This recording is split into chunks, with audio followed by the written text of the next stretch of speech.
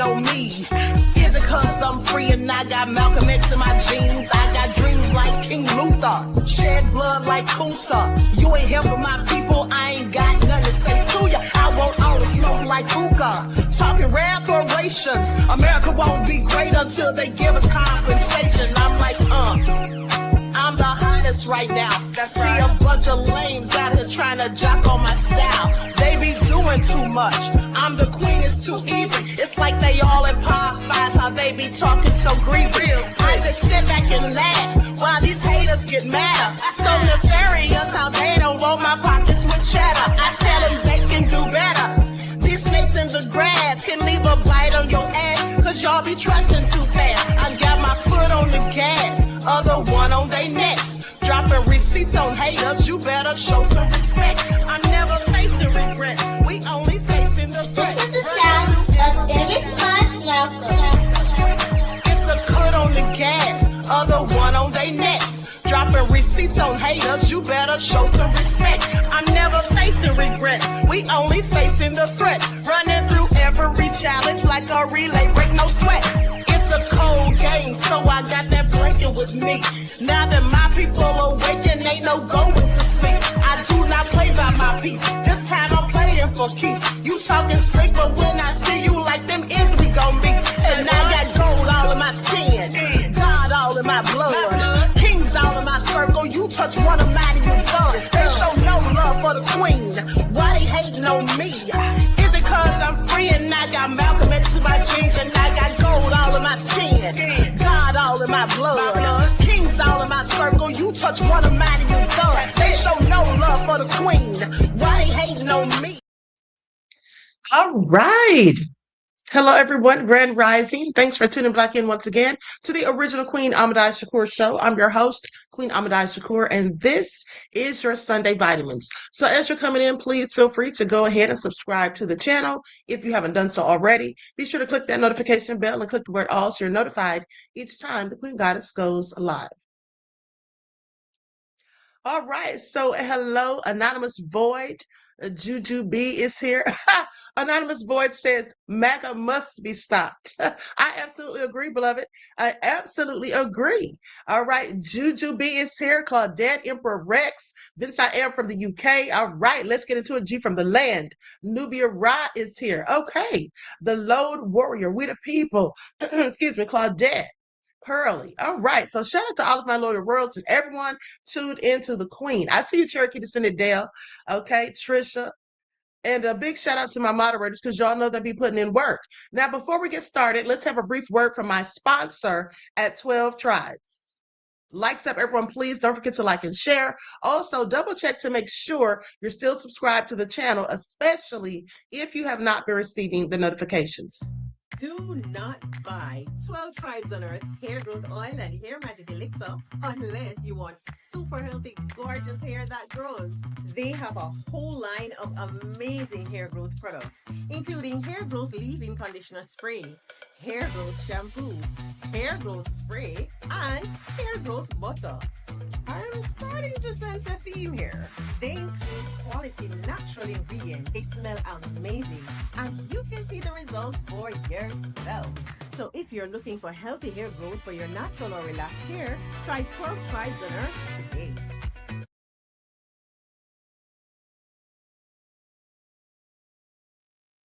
Okay, so don't forget you can purchase 12 Tribes hair oil at Etsy.com. Just look for Lisa Crafts.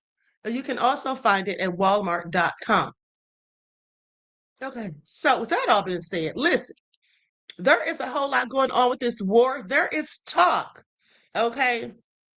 Now, because there's so much lying going on from our side, from our own administration, sometimes it takes us a minute to find out exactly what's going on because you know how Trump is. But there are talks from some of the foreign media sources that there are some hostages. Now, I told you all before, there was like 4 American people in the Iranian prison. And remember, they were asking if they were going to be safe. Okay, they were asking if they were going to be safe. They were speaking with, I want to say it wasn't Abbas Harakji. They were speaking with one of the other Iranian officials, and he basically said that if the United States and Bibi don't attack their prison, then I guess they'll be fine. Okay, if you all remember that. But now they're seeing some soldiers tried to be slick or something, tried to do an ambush or whatever, and they got captured. Now, I don't know if that's true, but I'm just telling you that's what's been reported by some of these other outlets. And I'm going to go to a video of someone, because someone did a TikTok about it. Okay, so now before I get to that, I'm going to go to this TikTok that I did yesterday with Pete Hegseth quoting the scripture.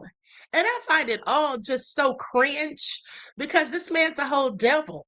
Okay. And then, these Christian nationalists, I guess, that's how their religion allows for them to be nefarious on the one hand and pretending to be holier than thou on the next, I guess. Anyway, let's get into it. I'm Dr. Ahmadiyyah Shakur. It looks like Trump and Bibi have still not learned their lesson after everything that could possibly have gone wrong with this war has already gone wrong and continues to do so. But they're still at it. Let's get into it. Anyone with just a little bit of sense, you don't even have to use your critical thinking skills for this. But if you even have a little bit of sense, okay, you would know that Trump has been lying this whole time. He's talking about they've gotten rid of their Navy, they've taken out their air defenses and all of this. There's nobody left to even fire at them or whatever. If that were all true, why is he still deploying troops there? It literally makes no sense. And then it has now come out that the IDF is collapsing. Okay, so I'm sorry. What are we doing here? What are we saying? And this all has a lot to do with the incompetent team that Trump has. His administration is woefully incompetent. Okay, all of them. And it's really sad because he had top qualified military officials, okay, generals who'd been in service for decades, but he got rid of them because they were appointed by Obama and Biden. Okay, please pay attention. Then aren't we starting to see a pattern here? How every time the U.S. wants to go to war, and they try to act as though the other people are such nefarious ones and that they're terrorists and that they have nuclear capabilities, weapons of mass destruction and all of this. They said the same thing about Iraq, and now they're saying the same thing about Iran. And they've been saying that Iran has these nuclear capabilities. We have to stop them. But in fact, the only one that's ever dropped a nuclear bomb on anyone was the United States. Okay, so who are the real terrorists here? Please pay attention. This war has been nothing but a military quagmire from the start. And at the end of the day, they're using our soldiers for cannon fodder. Okay, please pay attention. And for those who don't know, cannon fodder just means they're using our soldiers basically as if they're expendable, just disposable. Like it's just something that happens in war and it's no big deal. Well, that's easy for Trump to say because his children are not fighting this war. Please pay attention. But instead, Trump uses Pete Hegseth, okay, someone who's a Fox News contributor, as someone who is not even qualified. And when do you hear what a former military official had to say about him? Please pay attention. Retired Major General Randy Manner calls Pete Hegseth a potential war criminal who was a major that was disgraced and kicked out of the D.C. National Guard, who has absolutely no qualifications for the position that he now holds. Okay, please pay attention. Not one lie detected. And let's listen to a clip of the prayer that Hegseth gave, trying to act as though God is so wicked and nefarious, just like him. Okay, please pay attention. Who stirred the nations from the north against Babylon of old, making her land a desolation where none dwell. Behold now the wicked who rise against your justice and the peace of the righteous. Snap the rod of the oppressor, frustrate the wicked plans, and break the teeth of the ungodly. Not break the teeth of the ungodly and snap the rod of the oppressors. Who's the oppressor besides the United States and Bibi? Okay, please pay attention. We all know what he's been doing. Also, I think it's interesting to point out how they tried to say that Iran, Bibi specifically said that Iran was targeting civilian areas, but that's not even the case. They were simply targeting the U.S. infrastructure that's over there in the Gulf states. Now, with that all being said, at least they gave warnings and told people to evacuate the areas before they struck anything. But that's not the case with Bibi. We already know what he's been doing. Okay, but also the United States. Didn't they destroy a village over there in Iran, and also that school with the girls? Of course, they say it was unintentional, but they said the same thing about it not being intentional when they struck down a plane, an Iranian civilian plane in 1988. Okay, with 290 people aboard, 65 of them children, and all of those people died. And then they paid a settlement of like $62 million for all of those lives. $62 million. Please pay attention. Also, at the time that happened, George Bush Sr. was the vice president, and he said that he would never apologize for America, no matter what the facts said. Also, there's been rumors that some of Bibi's soldiers are basically leaving, walking off, saying they're done with it. They don't want anything else to do with this war. And then also, the U.S., we've had former military officials come out and former soldiers come out and say that they don't support this. And some are very upset about the things they had to go through when they were, in fact, in the military. Apologize for the million Iraqis that are dead because you lied. You lied about weapons of mass destruction. You lied about connections to 9/11. You lied about Iraq being a threat. You sent me to Iraq. You sent me to Iraq in 2003. My friends are dead. Shut me, Brazil. You killed people. You lied. Absolutely heartbreaking to listen to.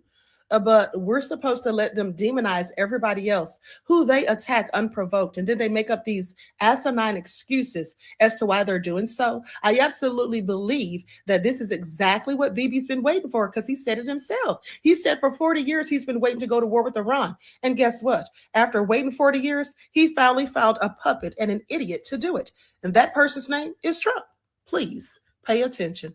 You see, Trump and Satan Yahoo represent the Epstein class, in my opinion. And at the end of the day, this whole thing came about because, as I told you, Satan Yahoo's been waiting for 40 years. He found Trump to do it. And it was also convenient because, after all, Trump was trying so desperately to distract us all from the Epstein files. But we're not distracted, okay? We're not distracted at all, Trump, no matter what you try. And also, I just want to say this in closing.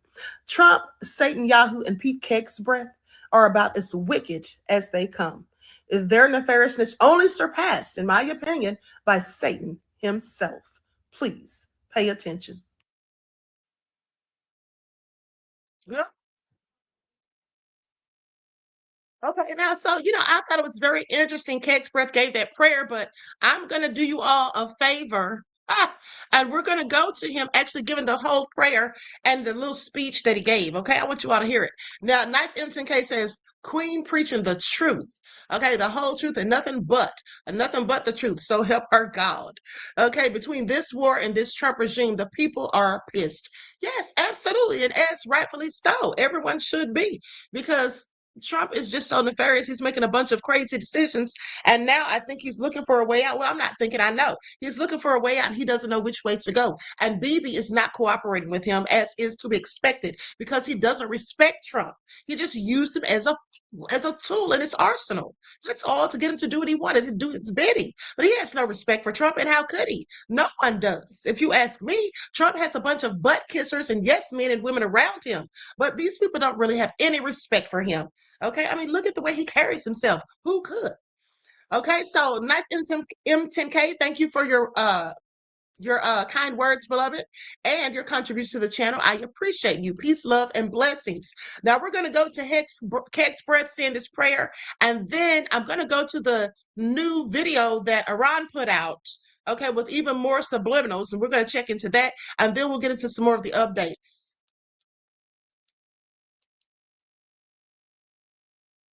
All right, here we go. I meant to read a prayer, which I'm going to read today, which I think is fitting given what's going on right now. But it was just as fitting in January as it is today. And it was sent to me by the chaplain who oversaw the Maduro raid. So this was the prayer that he prayed before that mission with those great Americans who conducted that mission. And he wanted to share it with me. And I'd like to share it with the group today. Almighty God, who trains our hands for war and our fingers for battle, you who stirred the nations from the north against Babylon of old, making her land a desolation where none dwell. Behold now the wicked who rise against your justice and the peace of the righteous. Snap the rod of the oppressor, frustrate the wicked plans, and break the teeth of the ungodly. By the blast of your anger, let the evil perish. Let their bulls go down to slaughter. For their day has come, the time of their punishment. Pour out your wrath upon those who plot vain things and blow them away like chaff before the wind. Grant this task force clear and righteous targets for violence. Surround them as a shield. Protect the innocent and blameless in their midst. Make their arrows like those of a skilled warrior who returned not empty-handed. Let every round find its mark, against the enemies of righteousness and our great nation.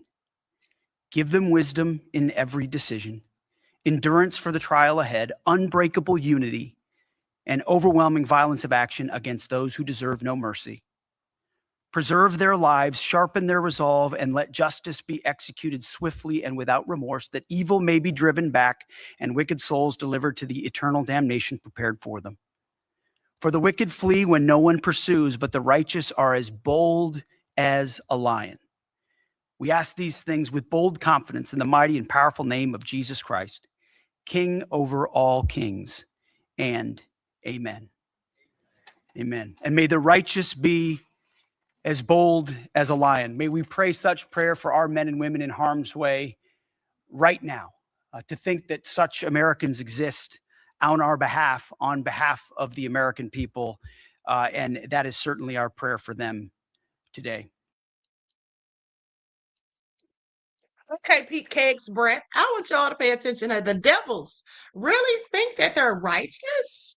It's just amazing. Okay, it is absolutely amazing. Now, with that all being said, let's go to this new video from Iran. It's called "One Vengeance for All," which is the same caption they had at the end of the video that I played for you yesterday. Okay, lots of subliminals in here.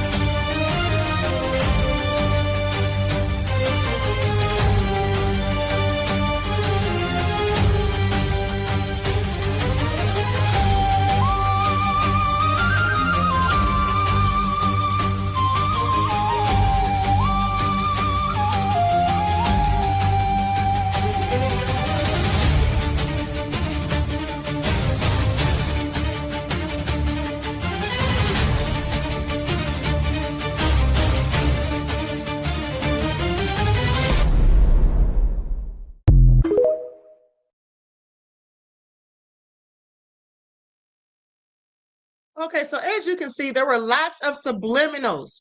Okay, they showed the slavery.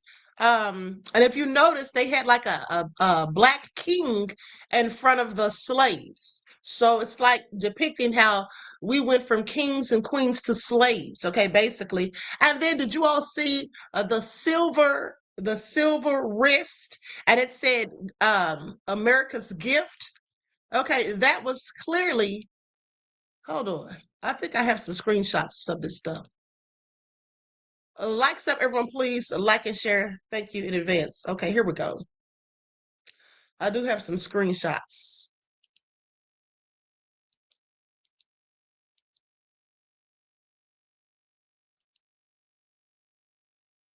Okay, so as you can see right there, these people look like slaves, okay, with the chains on them. I think that's what that is supposed to represent. This looks like a king, of course. So did they go from kings and queens to slaves? And everybody, if you notice, is standing in front of the button. So basically, everybody wants their revenge. Okay, everybody wants, their revenge for what America has done to them. And so this is all very carefully thought through as far as I'm concerned. Let's go to the next one.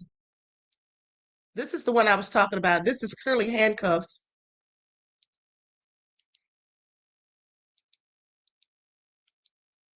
The Statue of Liberty burning from the inside out at the end. America's been destroyed from the inside out. And I've been telling you all that for over a year. Trump's dismantling the U.S. from the inside out. You see that? America's gift. That's a handcuffed. Okay, at least that's what it looks like to me. So America's all about keeping people enslaved, in chains, specifically people who look like us. Then we saw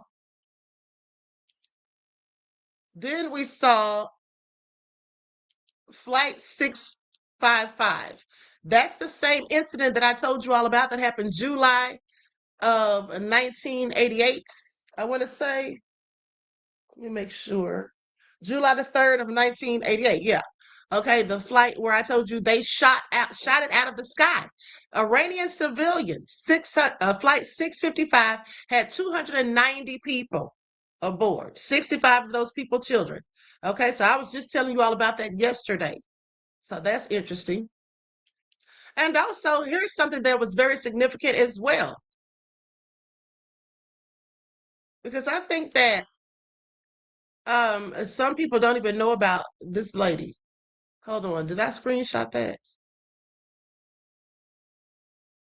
Okay, so anyway, let me just go to, oh, and also you may have noticed that in the background, let me pull this up. In the background of every one of those shots, there was a full moon. Now, I really didn't think that was significant at first.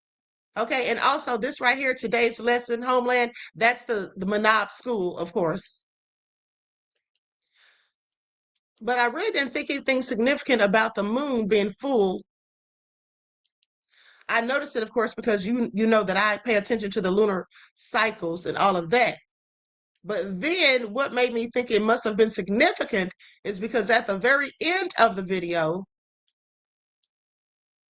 they showed the sun rising or the sunrise. And like it was saying, it's the dawn of a new day.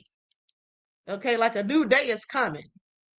That's what that seemed like that was indicative of for me. I'm not exactly 100% sure, but that's what I got from that. Now, with that all being said, there was they showed one of the Legos had blonde hair, and that was indicative of the Rachel Corrie. Okay, now Rachel Corrie was a U.S. citizen that was killed by Bibi's people for standing up for Palestine. I want you all to pay attention, but America didn't have a problem with that. I find that very interesting. That's Rachel Corrie. Okay, she was an American peace activist. Okay, so March the 16th of 2003, this woman literally stood in front of a bulldozer, okay, trying to stop them from tearing down the Palestinians' apartments, if I'm not mistaken. And they drove straight over her and killed her. That's what they did. Drove straight over this woman and killed her. She was like 23 years old, if I'm not mistaken. Okay, born in the USA, murdered for Palestine. So that's who they were talking about when they said, you know, when the missiles were going up at the end and they had for Epstein, for the blacks, and all the different people and everything, and they had Rachel Corrie. That's who they were talking about. Okay. Yeah, that's right. Nene said they even put the Hollywood sign in there. Exactly. And if you notice, the Hollywood sign was on fire. Okay, so Hollywood's burning. All right, with all this wickedness, basically what they're showing is America, you're being called out for all of your sins. This is your karma, all of your things that you have done, all the wicked deeds. This is all coming back right here and right now. Okay, this is the fall of America that the Bible speaks of. And I told you all from day one that Trump was here to bring it on in. And that's exactly what he's doing. Now, MAGA doesn't think that. They think it's all gravy train. But anywho, let's continue. Likes up, everyone. Please like and share. Thank you in advance. Shout out to OG Patrice in the chat. Okay, so now let's go to this video where this guy's talking about some of the soldiers. Hold on. He says, fake news says 3,000 troops deployed. Here's the truth. Okay, so let's go to this video.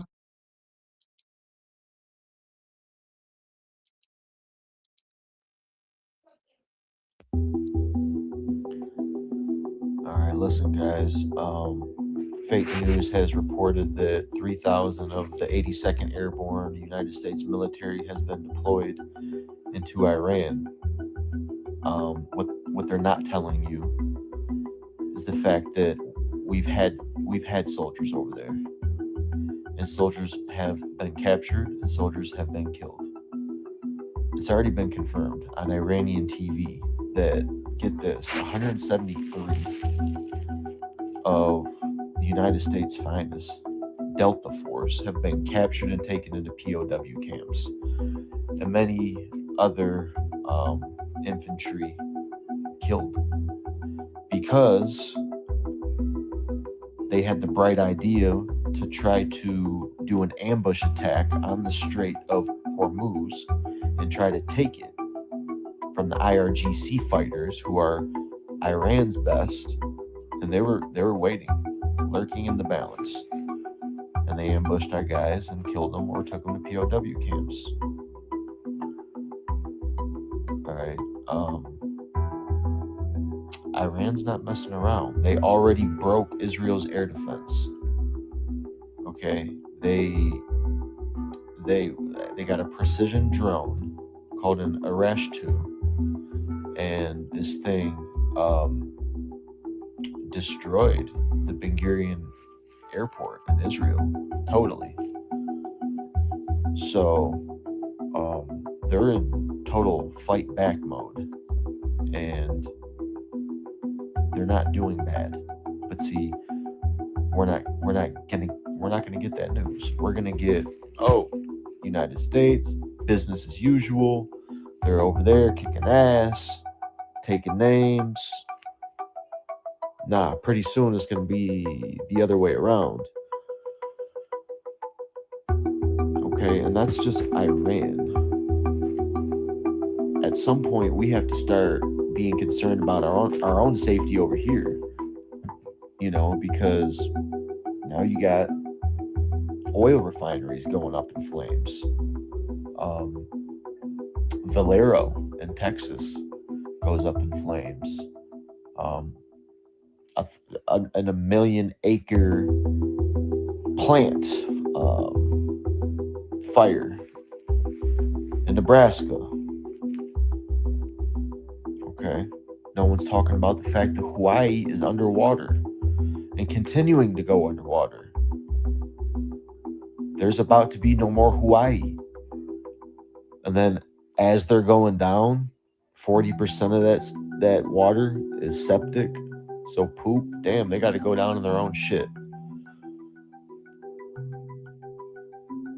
And nobody is talking about it. Why?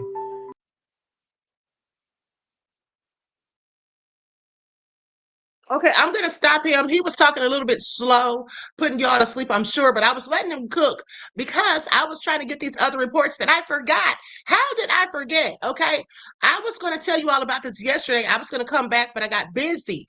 But did you all hear about Pete Kegsbreath?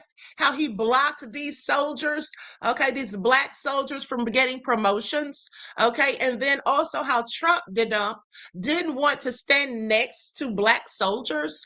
Okay, so let's get into it. I can't believe I almost forgot about this. Okay, so let's go to this report from MS Now.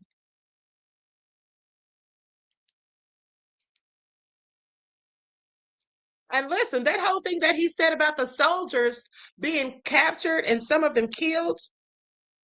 Hold on.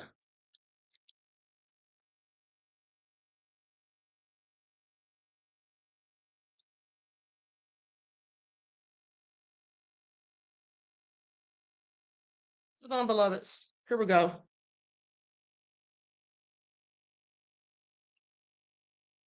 Okay, there's a report that says Iran shows U.S. Marine captured on Kang Island. This is from Oneida News. Why isn't the lamestream talking about this? Okay, then let me see who else reported on it. Iran strikes back, claims U.S. soldiers taken prisoner.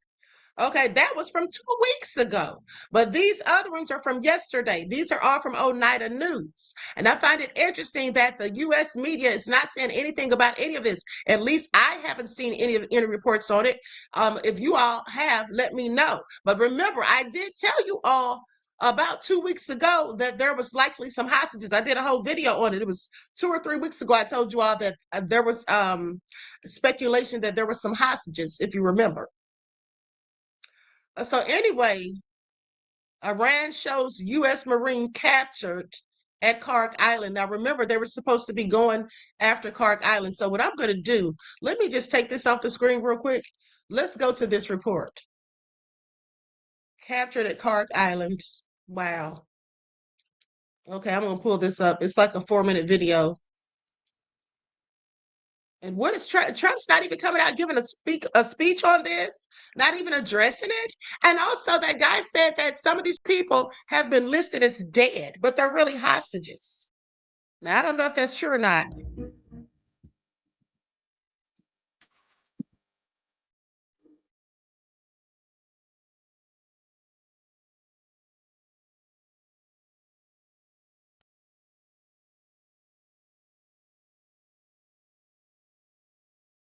The first American prisoners of war in Iran have just been taken? That's the claim coming out of Iranian state media right now. And if true, it could mark a serious turning point in US-Iran tensions. Here's what's being reported.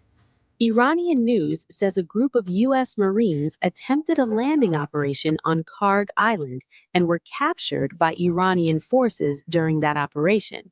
And they're not just saying it, they're showing it.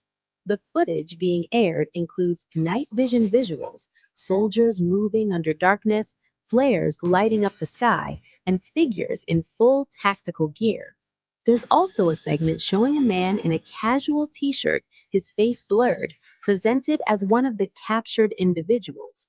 On-screen text describes it as a successful Iranian operation capturing U.S. soldiers and their equipment. Now, to understand why this matters, you have to understand this place. Karg Island may look like a small island on the map, but it is one of the most critical nakats in Iran's entire economy. Nearly 90% of Iran's oil exports pass through here. That means this island is not just territory, it is leverage. And it sits right next to some of the most important shipping lanes in the world, near the Strait of Hormuz. So any military action here is never just local. Now, rewind just a few days. On March 13, 2026, the United States carried out airstrikes on military targets on Karg Island, carefully avoiding oil infrastructure. At the same time, thousands of U.S. troops, including Marine units and elements of the 82nd Airborne Division, have been moving into the region. So when Iranian media claims a U.S. landing attempt was stopped and Marines were captured, it fits into a much bigger story. A story of rising pressure, positioning, and signals being sent on both sides. Iranian coverage presents this as a clear message that the island is defended, and any attempt to challenge that control will be met with force. But here's the key question. There has been no official confirmation from the United States about any Marines being captured, which means, right now, this claim exists in a highly charged war space where every image, every clip, and every statement carries weight. Because if this is confirmed, it would not just be another incident. It would be a moment that could redefine how far this conflict goes. And until more details emerge, one thing is clear. All eyes are now on Karg Island.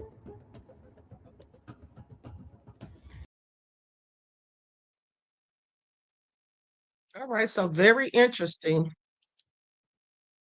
Very interesting. Now, like I was telling you all, so Trump supposedly, and it's no surprise, okay, it should be no surprise, says Trump didn't want to stand next to a black female officer, or wouldn't want to stand next to a black female officer. This is what an Army chief says they were told. Okay, and like I said, this is a report from MS Now, so let's get into it.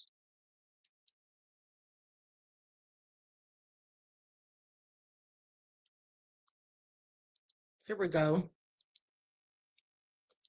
When shortly after returning to the White House, Donald Trump fired several high-ranking military service members who, let's say, just happened to be black and women. They included the chairman of the Joint Chiefs of Staff, that's a big deal, the chief of naval operations, and the U.S. representative to NATO. There was no reason to think any of them had done anything wrong with their duties. Well, today, the New York Times is out with explosive new reporting that gives a little insight into the decisions being made at the Pentagon. The Times reports that this month, Secretary of Defense Pete Hegseth is, quote, unilaterally blocking the promotion of 4 Army officers to be one-star generals, something it's not even clear he has the legal authority to do. It's really, really irregular. The Times explained that 2 of the officers targeted by Hegseth are black and 2 are women. They all had, quote, decades-long records of exemplary service. But Hegseth removed them from a promotion list that consists of about 36 officers, most of whom are white men. The Times is reporting, based on interviews with 11 current and former military officials, 3 of them told the Times about a dust-up last summer. Listen to this. It was between Hegseth's chief of staff, Ricky Burria, and the Secretary of the Army, Dan Driscoll. Now, the Times reports, quote, that Burria chastised the Army Secretary for selecting Major General Antoinette Gant, a combat engineer who served in Iraq and Afghanistan, to take command of the military district of Washington, located there in D.C. Burria told Driscoll that President Trump would not want to stand next to a black female officer at military events. I'm going to repeat that. According to the Times, the chief of staff to the Secretary of Defense told the Secretary of the Army that the President of the United States would not want to stand next to a black woman officer at military events. Now, in that one case last year, the Times reports that Driscoll argued with Burria that, quote, the president is not a racist or sexist. Let you be the judge of that. But General Gant did ultimately get the promotion. The same right now cannot be said for the other 4 this month. Kyle Bivey served as a Marine Corps infantry captain in Afghanistan, as political partner with Truman National Security Project. He's a co-founder and co-CEO of the Black Veterans Project. April Ryan's the longest-serving Black White House correspondent, who's now at the Contrarian, where she hosts The Tea with April Ryan, and they both join me now. Kyle, since I have you here, and you yourself are a veteran, just, I have to say, I mean, I think the threshold for being shocked is very high these days. I found that quote almost knocked me out of my chair. What's your reaction to it? Well, I think a lot of people are going to be obviously shocked, but not necessarily surprised, as they say. If you look at this history that we've had at this administration, I mean, you opened with the firing of General Brown, Admiral Franchetti. There was the controversy around Black history being removed from the DoD websites. After some uproar, they silently put it back. They scrubbed Jackie Robinson, of all people, and his service off the DoD website. Yeah. So, you know, there was the controversy regarding Christian nationalist religious leaders being brought to speak to the troops. I think that it's a very clear message that's being sent here to service members, to people who maybe are thinking of joining the military, that Black service members are not welcome, that women are not welcome. The rules and changes to expel gay and transgender service members, you know, it is a very clear message that this is a military that's going to be led by a white nationalist movement. April Ryan, having covered this administration and having been the target of some of the president's vitriol and venom at times, your reaction to this reporting from the Times? It's great reporting, but there is hypocrisy from this administration.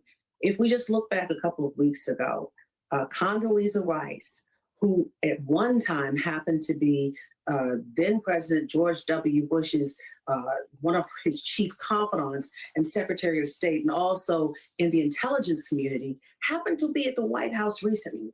And she was in the East Room. And current President Donald Trump pulled her to the side, and they walked back down the red carpet back to the elevator, and to talk. And this is around the time of the beginning of the war with Iran. So there's hypocrisy there. And then also think about this as as Hegseth doesn't want to deal with DEI, think about who has been in the military from almost the inception of this nation when we were fighting wars. It's enslaved Africans. You cannot erase that history. And Truman was the first president to officially integrate the wars.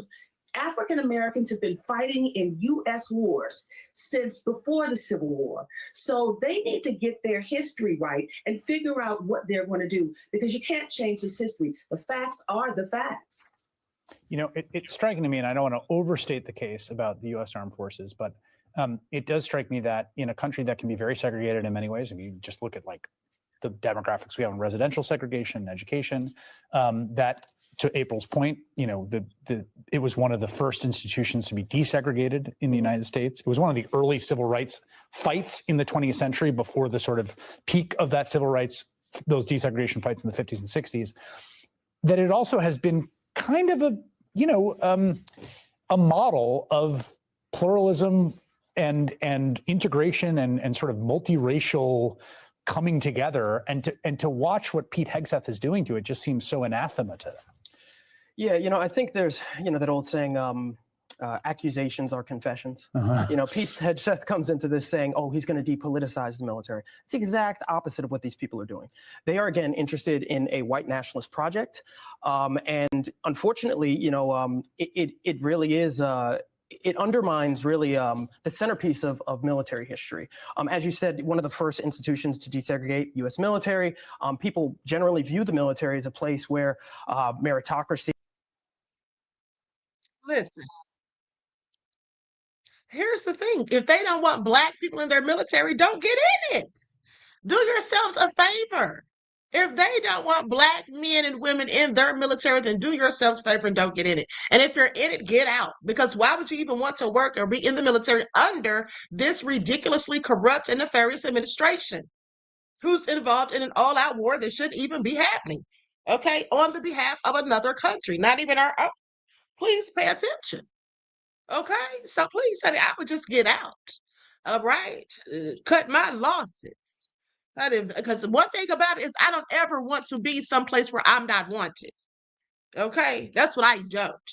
Okay, I'm not going to try to force myself on people who don't want me around them, don't want to deal with me or whatever. At the end of the day, I'm just not going to do it.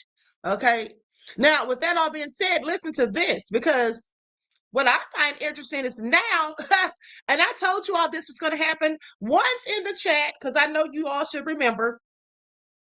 But once in the chat, if you remember at the beginning when all of the stuff was going on with ICE against the immigrants, and then, you know, the stuff started going down in Minnesota, didn't I tell you all once in the chat, if you remember, I said, you know, I'll bet you they're going to start asking for reparations for the immigrants that have been harassed or beaten or whatever by ICE. Did I tell y'all that or not? Once in the chat, if you all remember, I told y'all they're going to be asking for reparations for these migrants because of ICE. Okay, so y'all clearly remember. Well, guess what? The time is here, because guess what, honey? That's exactly what they're asking for. So let's go to the clip. House Democrat calls for reparations for immigrants who've been traumatized by ICE. Okay, please pay attention. But you know who they don't want to ever give reparations to? They don't want to even admit that slavery, chattel slavery specifically, was the most grave and nefarious human, crime against humanity that ever happened in this world. They don't want to say that.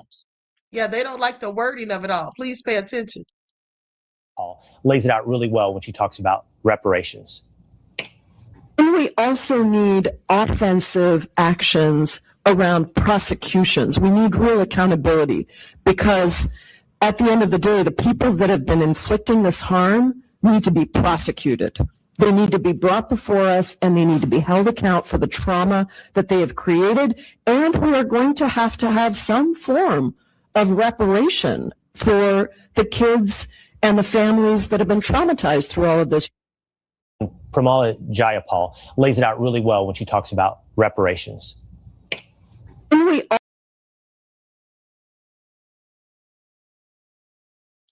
What do y'all have to say about that?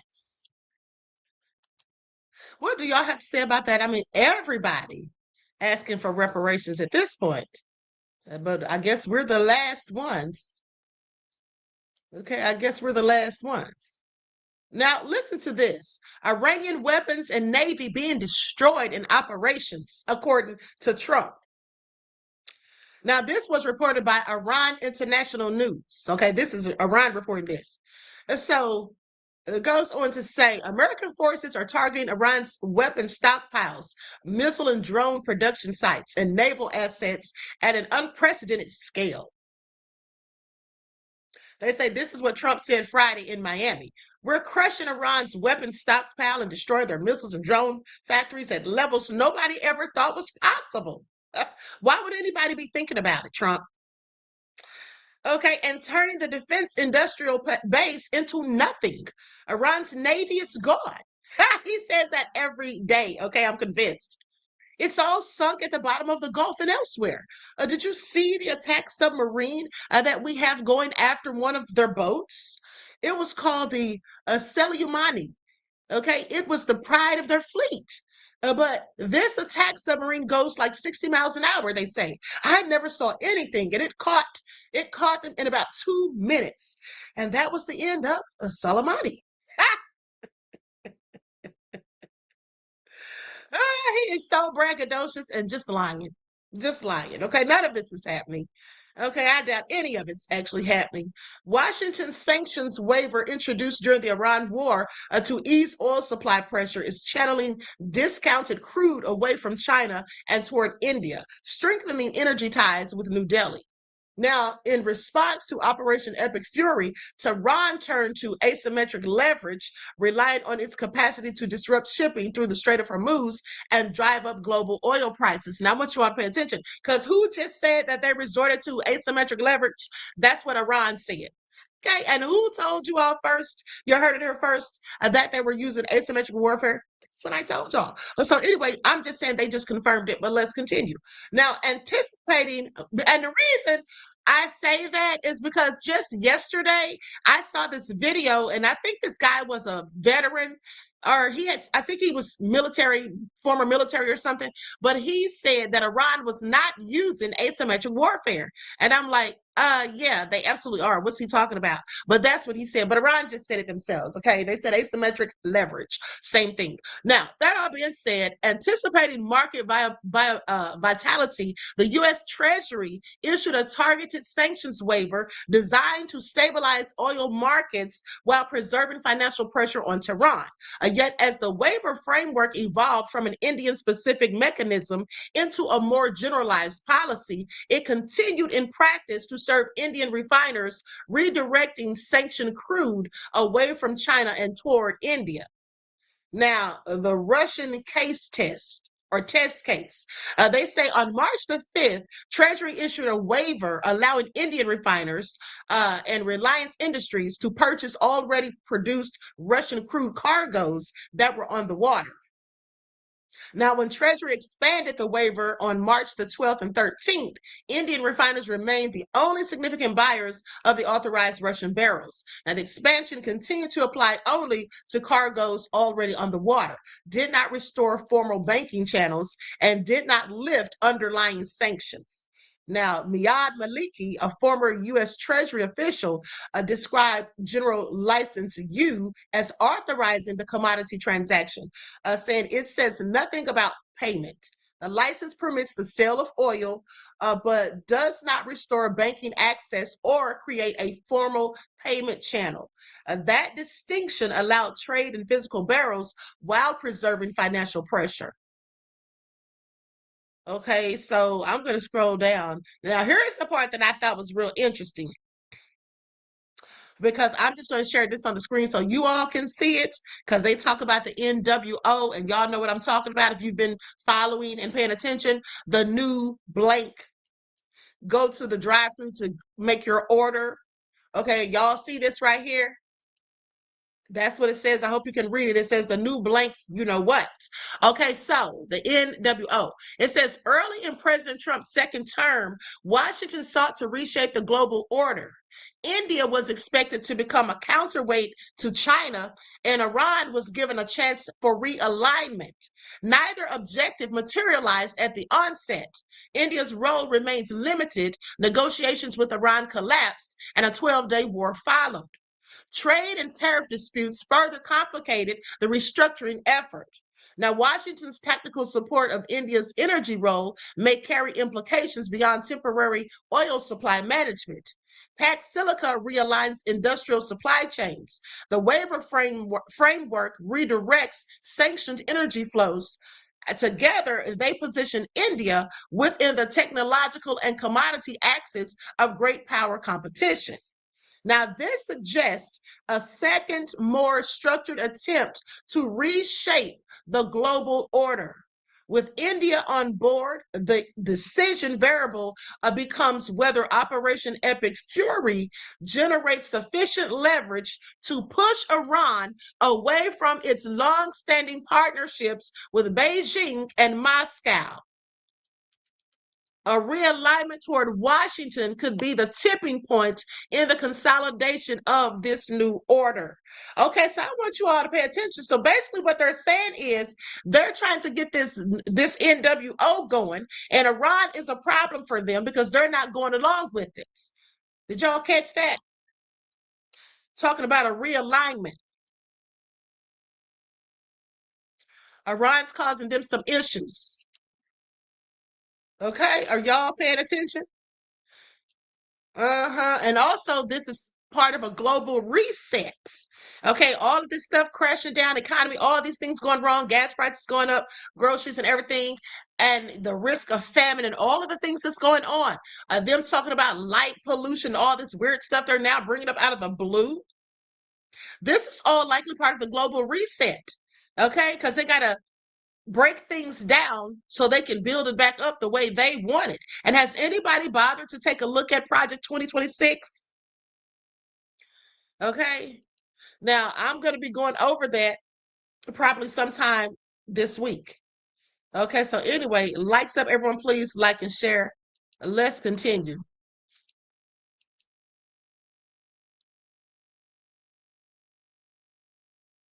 And, you know, in the meantime, the sad thing is we have a president who is just a big liar. You can't get any truth out of him. So I'm going to go to where they talk about this ground invasion. Now, let's get past that. We already know how that's going to turn out. No need to remind ourselves. But you all do know they've been having these, let me go to Zelensky talking trash about Russia and basically throwing shots at Putin without saying Putin's name, if you ask me. But also, I want to go to the footage of these No King's Day protests that they had around the world.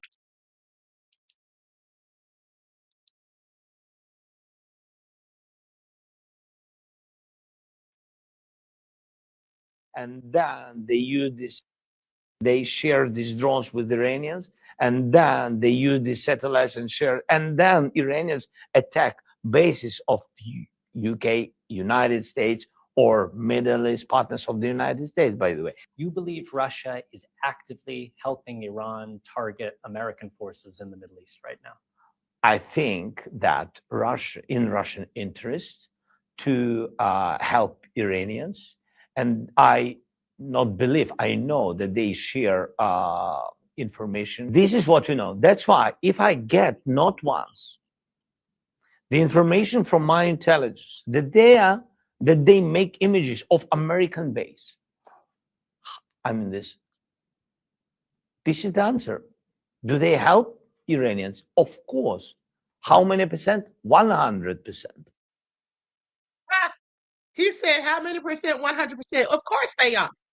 Okay, of course they are. And so, you know, that's why it's very interesting that nobody in Congress or, you know, nobody's saying anything about how Trump is playing both ends against the middle. Okay, he's still dealing with Russia lifting sanctions off of them and all this stuff, having them come to the White House, the Russian Duma members. And then they already have admitted on the same day, mind you, that the Russian Duma members showed up at the White House, showed up in the USA. That same day, Russia, one of the Russian officials, I showed you all the footage, came out and admitted. Said, well, we haven't been sharing intelligence with them, but we have absolutely been giving them weapons. And basically said we're going to continue to, because this war came upon them. They did nothing wrong, pretty much condemning the U.S. and Bibi and them for this whole war. Okay? So what is Trump doing? Somebody make it all make sense. Doing whatever he wants to do, I guess. But let's talk about these No Kings protests, because the people are going in on Trump in droves. Meanwhile, his MAGA cult members, they're still trying to hold on for dear life.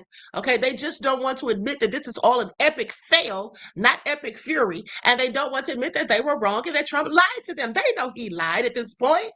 So people are still holding on for hope, hoping that it's going to turn in their favor. And their hatred and racism and bigotry helps them to stand firm. Okay, please pay attention.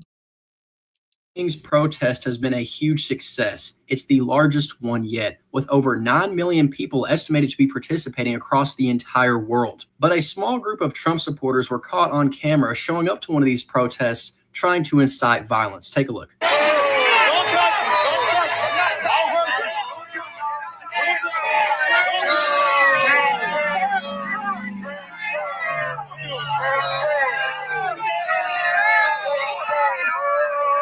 As you could tell, it didn't really go how they expected. Everybody is yelling at these people, but nobody is assaulting them. That's the important part. It's pretty obvious the only reason they showed up in the first place was to incite violence. They wanted to start trouble so they could paint a narrative that these protesters are violent. But that didn't happen, and the No Kings protests have been a huge success for a third time. Take a look at this image coming out of London today. All those little dots you see by the trees are human beings, thousands of them, protesting Donald Trump. People even flooded the streets in red states. Take a look at this picture coming out of Arkansas, and protesters were also seen in one of the deepest red parts of Florida as well. Global protests don't happen for no reason. Donald Trump's clearly not doing something right because the entire world has had enough of him.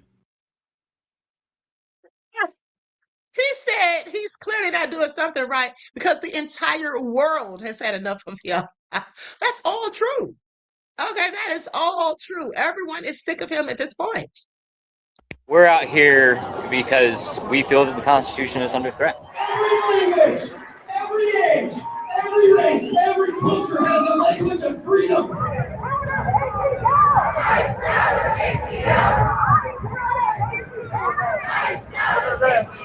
No country can govern without the consent of the people. If we want to see something change, get rid of this two-party system, get rid of this corruption, it requires people doing what we're doing out here today.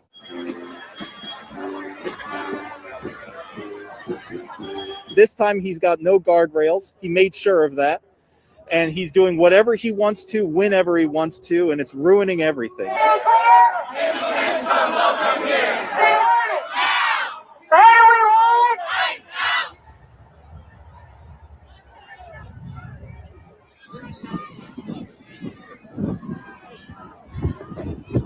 This is still America. And this reactionary nightmare and these invasions of American cities will not stand.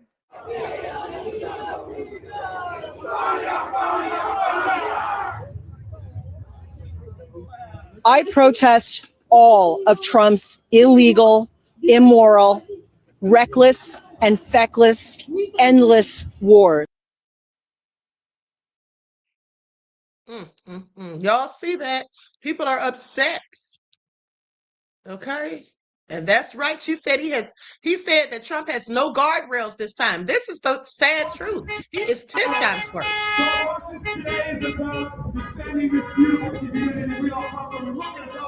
Because our democracy is under attack. We refuse to allow them to take into injustice and displacement. As we and only win when we stay. How are you? For many of you, this is what you're doing every day. As we thought, the sun is out. That's really exciting. Woo, woo.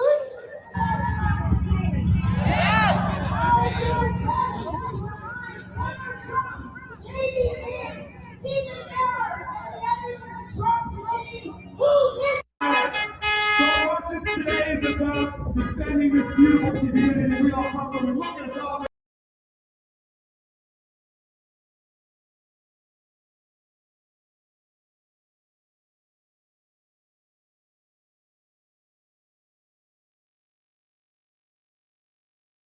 That's why they're here today. There's a lot of animosity towards this administration, and I think people feel a little rudderless.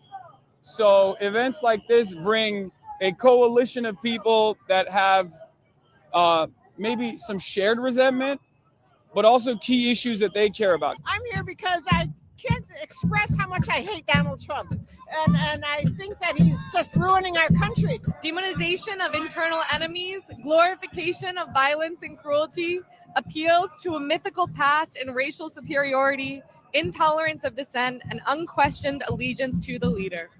Who are you talking about? Let me think. Our president. I've studied history. We've never had a leader that was so indifferent and so immoral to the concerns of the average person. We have to show out, as we're doing today, in record numbers to say, this is not okay with us. I think a lot of people are just really angry. I mean, they're angry at the economy. They're angry at the Epstein file cover-up. They're angry that we're at war right now and Donald Trump is golfing. It's a betrayal of the American people. The no.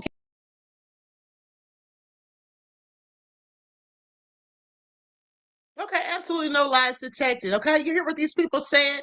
America's basically out here struggling and he's out golfing. Trump doesn't care. He's oblivious to all of this. He doesn't have to worry about the cost of groceries, the cost of gas, or anything else. So he really couldn't care less. And these people are fed up. And the sad thing for them is many of these are the same people who voted for him. Okay, now I'm not saying all of these people did, but many of these people absolutely voted for this man. And now they see that they've been played. Okay, I don't understand how they didn't know previously that Trump's just a liar who lies. Many of them did know, but that really didn't matter so much because they probably felt like all of the things he's going to implement is going to be detrimental to Black and brown people, not to them and immigrants and whatnot, but not to them. They're not going to be affected negatively, so they didn't care. But now they're seeing that it all goes for everybody. Trump doesn't give a crap about them either. Okay, sadly, they didn't realize it. Tonight, organizers estimate millions are hitting the streets from coast to coast and beyond, protesting the Trump administration and its policies. We are all fighting. We are fighting for America. Thousands of marches planned in all 50 states. It's round 3 of major demonstrations in the No Kings movement. Organizers predicted it to be the single largest nonviolent day of action in American history, and choosing St. Paul for the flagship event. Justice for Reagan, justice for good. Joe McCoy from our Minneapolis NBC affiliate is there. People arrived at the Minnesota State Capitol starting at 8 a.m. today. Concerns over immigration enforcement are top of protesters' minds following the killings of Renee Good and Alex Preddy earlier this year. And in New York, people filling the streets here in Midtown Manhattan. Many of them have been to the previous No Kings rallies, but they say the enforcement action on immigration and the war in Iran have brought them out to the streets again. What's brought you personally out here to No Kings today? What brought me out here is that war and how things are being done in this country now. Dana Griffin is in Los Angeles. LA crowds are known for pushing the limit, so steel gates have been installed at nearby freeway on-ramps to prevent protesters from disrupting traffic. People also rallying around the world in Rome, Madrid, Paris, and Athens. At another march in London, one protester telling our Danielle Hamamjian this about the United States. What are your views on America at this moment in time? A sad, sad story. People on a California beach spelling out this message with their bodies. And hundreds gathering in reliably red Brunswick County, North Carolina. Demonstrations peaceful nationwide. The White House dismissing it all, saying in a statement, the only people who care about these Trump derangement therapy sessions are reporters who are paid to cover them. Steve Romo joins us now from New York. Stephen, what are organizers saying about how widespread these events are? Yeah, Jose, it's interesting. The organizers say more than half of the official protests events happened in battleground states or Republican-leaning areas, something they say they're encouraged by. Tell you all something. This is absolutely amazing to me. And quite frankly, I'm loving it because they're never going to be able to hide this. Okay. The world literally hates Trump. He's hated around the world. And then what got me is when they asked that guy what he thought about America, and he said it's a sad, sad, sad story. Because that's exactly what we are to the rest of the world. A whole sad story. Okay, one, that they're not going to be able to cover up because too many people know about it. Okay, the United States can try to rewrite history all they want, but they're not going to be able to rewrite this to make it look good for Trump, no matter how they try and no matter how they lie, because the world is watching. Okay, the world has been watching the cover up of the Epstein files. Okay, the world knows that there's many lies that have been told specifically and more so by Trump.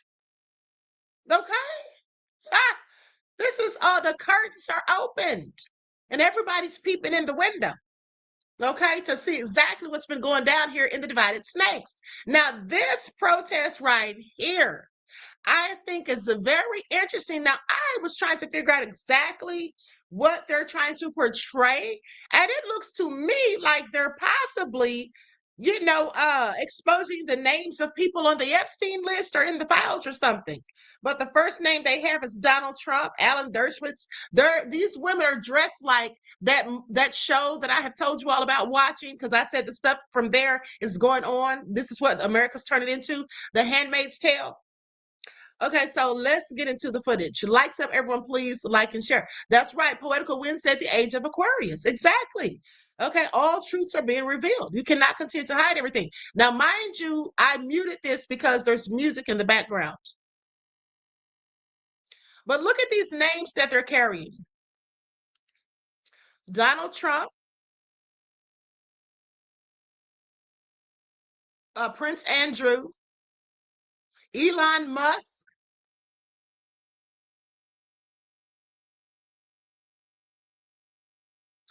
Josh Harris, whoever Josh Harris is,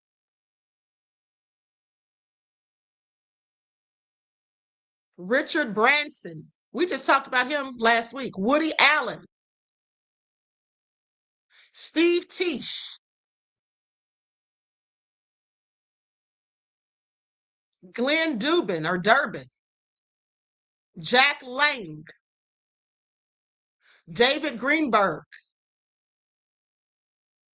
Couldn't see that one, but I just want you all to pay attention. Okay. Oh, and let me tell you all something else that I figured out. I'm so glad I just saw that. The Handmaid's Tale, that just reminded me of something. So let me tell you all what I think I figured out. And I don't think I told you all this one yesterday, but think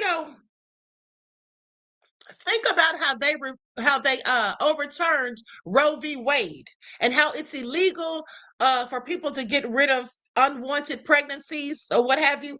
And so, why would they be so concerned about that? But now that the Epstein files have come out, now that we know what's in the Epstein files, the allegations in there, the cannibalism talk, the eating of the babies and all of that, I find it all very interesting, because why do they not want people to get rid of these unwanted pregnancies? Is it because, if these women, if there are women who have babies that they don't want and they're not able to get rid of it because of the laws, they might just have these children and give them up for adoption.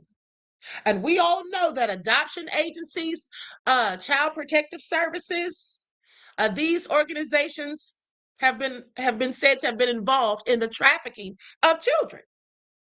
And then we know also that there are young people who have been impregnated. According to the Epstein files, remember the girl's diary that we went through? She said she was being used as a human incubator. She was 16 years old. So with that all being said, think about younger people, younger teenagers being impregnated, not wanting to have these babies. Think about the ones at the detention centers, okay, also known as concentration camps. These young girls that are being pregnant, okay, that have become impregnated. Okay, where are these babies going? Remember when I asked you, what if these children are being taken and trafficked off somewhere or taken to adoption agencies where they can be further, disposed of, like taken and sold off or whatever? I'm really starting to think that the Roe v. Wade being overturned has something to do with all of the child trafficking and these babies and all of that. Okay, think about it. Because we already know about CPS. I told you all years ago, that's one of the biggest organizations involved in trafficking. Okay, so anyway, let's continue. Likes up, everyone, please like and share. So that was really creepy, seeing them dressed in as the Handmaid's Tale. And even there was a couple of men out there supporting them, also dressed in that garb. Now let's go to Todd Blanche with his no good self. There's a report about him. Todd Blanche says the Trump administration is terrified of being indicted if the Democrats win in 2028. Listen, we already know that because Steve Bannon already came out and said it. Said if they lose midterms, they're all going to jail.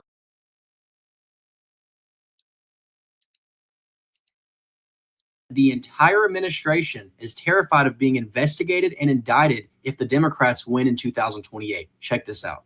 Everybody's afraid that the next administration, if we don't win, we're going to all be investigated and indicted. Think about that. This is not a third world country. This is America. They should absolutely be terrified because all of the crimes they've committed have been done in broad daylight and publicly documented. One of the first things that comes to my mind is when Kash Patel seemingly lied under oath, saying the Epstein files contained no evidence that Epstein trafficked people to anybody but himself and that he operated alone. Of course, we've all seen the files, and this was a deliberate lie. Another example is the weaponization of the DOJ. Trump has went after several of his political opponents with no cases, even firing one of his prosecutors because he told him there's no case. Another thing that comes to mind is what's happened with ICE, the constitutional violations, the racial profiling, the inhumane conditions at these facilities. The state of Minnesota even sued the Trump administration as they're trying to withhold evidence in regards to the Alex Preddy and Renee Good shootings. There's also the countless examples of corruption, pay-for-access schemes, Trump's crypto scam, and the fact that there's been some very unusual trading activity taking place right before Trump rolled. Okay. Just all of the corruption for me, but also I found something else very interesting on yesterday. Let me just pull this up. Now listen, there was an interview that Tucker Carlson did. And they were talking about Bibi having paid off Hamas or something. Okay, I didn't watch the whole thing because I was just gathering information, but let's go to it. I'm going to share my screen. I'm also going to put an overlay because I don't have permission to use this, but I thought this was very interesting.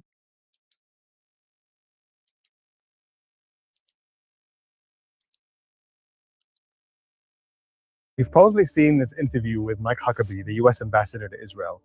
If you haven't, then you should probably know what he says in it, because it's pretty wild. If Israel wanted to commit genocide, they could have done it in 2.5 hours. Does Israel have the right to that land? It would be fine if they took it all. In an extended interview with conservative podcaster Tucker Carlson, Huckabee defended the killing of children in Gaza, claimed Israel had a biblical right to large parts of the Middle East, and said that Israel was at war with Egypt. So let's take a closer look at the most controversial claims he makes and what it tells us about the lawmakers shaping U.S. policies towards Israel. So they're moving all these Americans, people from around the world, into settlements subsidized by Americans. These are Israelis who live in Israel. And Area C is Israel. See the yellow parts? Yeah. That's Palestinian Authority. And the blue area, that's Area C.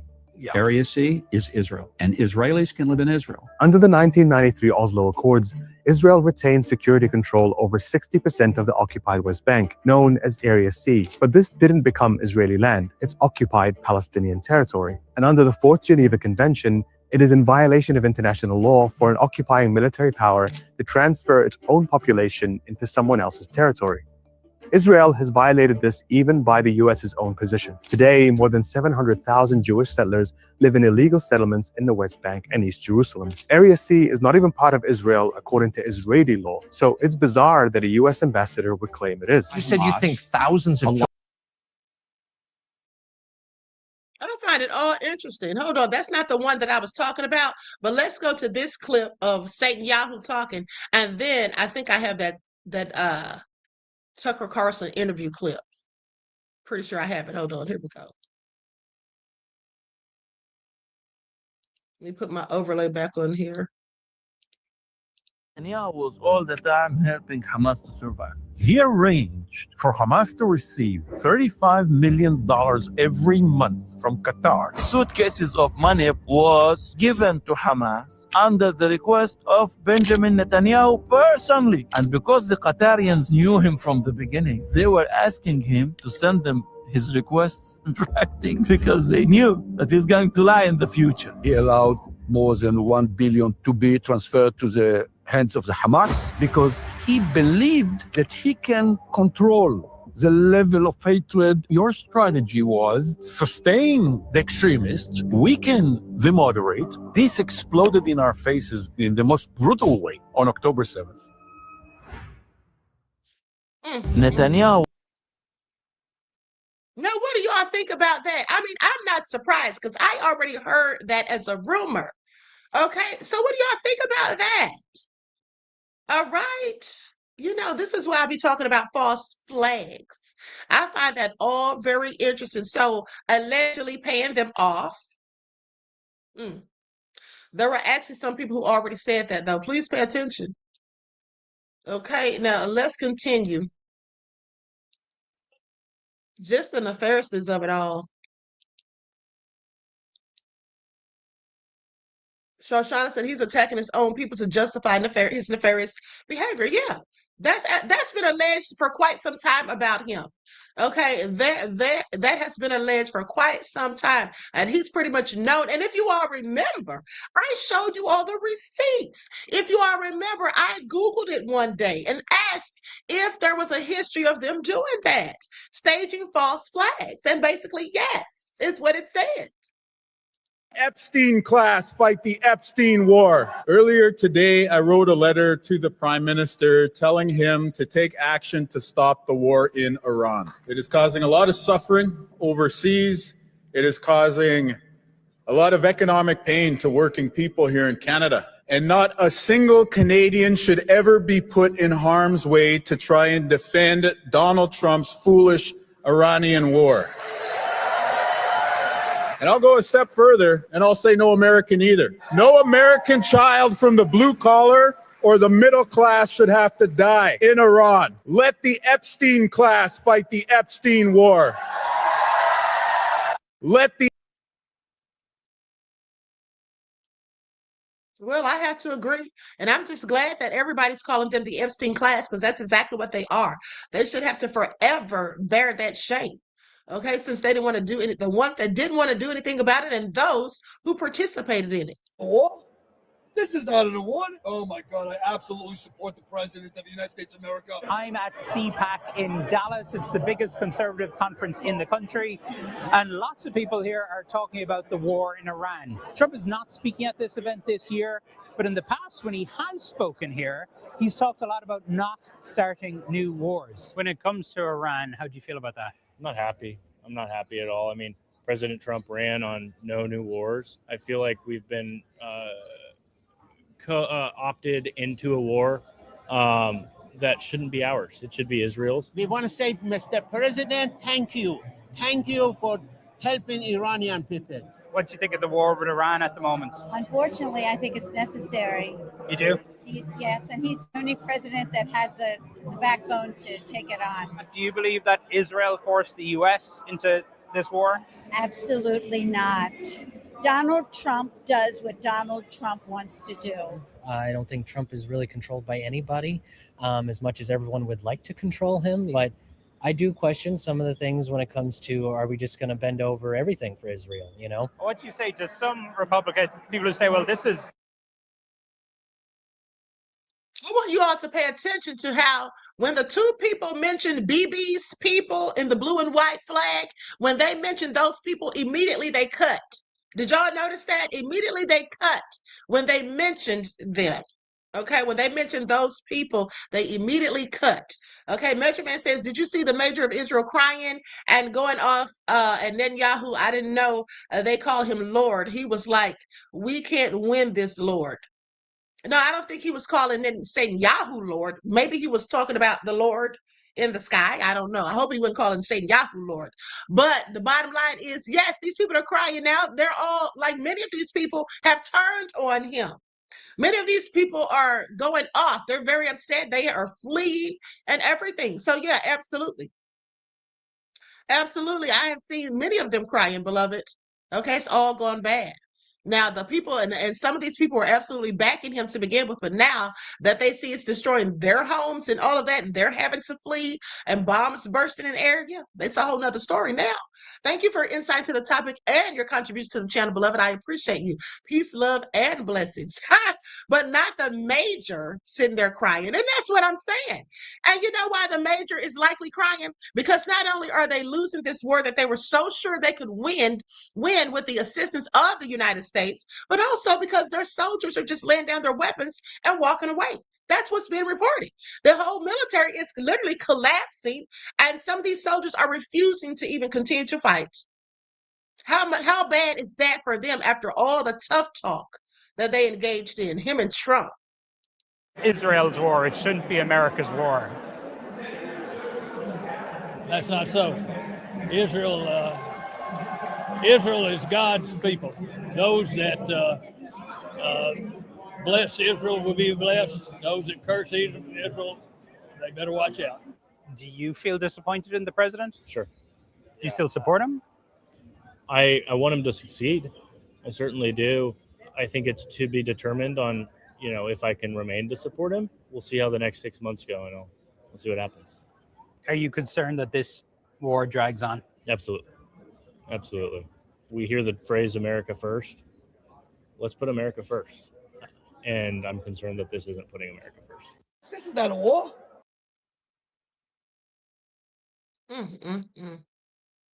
Okay. Now let's go to this clip because this reporter asked a Trumpster, is MAGA dead? Because they say they heard that MAGA was dead. And here's what they had to say about it. Okay, likes up.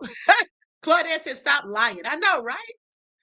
Likes up, everyone, please like and share. So I've heard online that MAGA is dead. That's bullshit. Bullshit. Not true. No, this is coming from people who are on the right, who used to be Trump supporters. They've abandoned ship, and they've said that it's happening in droves, and most people are withdrawing their support. No, not true. Let me tell you a little bit about myself. So I came over to this country when I was 3 years old, came over from Cuba, and became an American citizen, and I love this country to death. Very happy what Trump is doing right now, maybe liberating Cuba soon. So how can you go against any of this stuff when people are being liberated around the world? This is the right president for the right time. And MAGA's not dead. Whoever says MAGA's dead is probably that stuff from the left. They're always coming up with ideas and throwing it in the press and trying to get everybody to think MAGA is alive, very well alive, and especially here in Florida and in South Florida for sure. Miami-Dade County, we love President Trump. We're asking Trump supporters if they are still with Trump. Yes. Yes? Yes. Yes, absolutely. So I've heard online that MAGA is dead. That's bullshit. Okay, so that's another Cuban for Trump. Now let's go to Douglas McGregor because he says to all Americans, brace for the worst. Okay, brace for the worst. Isn't that what I've been telling you all? All right, let's get into it. I'm going to share the screen. Likes up, everyone, please like and share. Thank you in advance.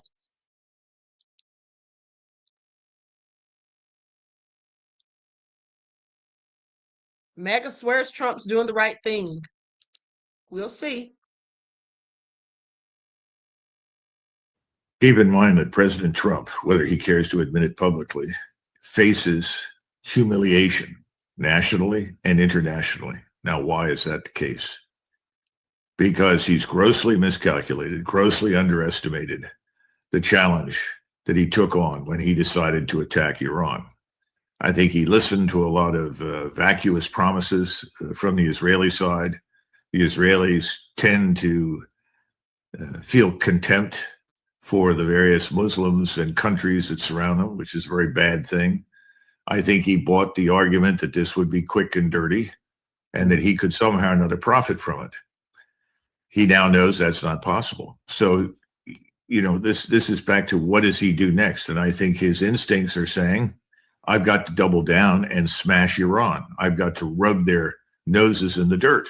If anything, the pause that he's taking, and by the way, as you point out, that doesn't apply to the Israelis. The Israelis are bombing oil infrastructure, plants, anything they can.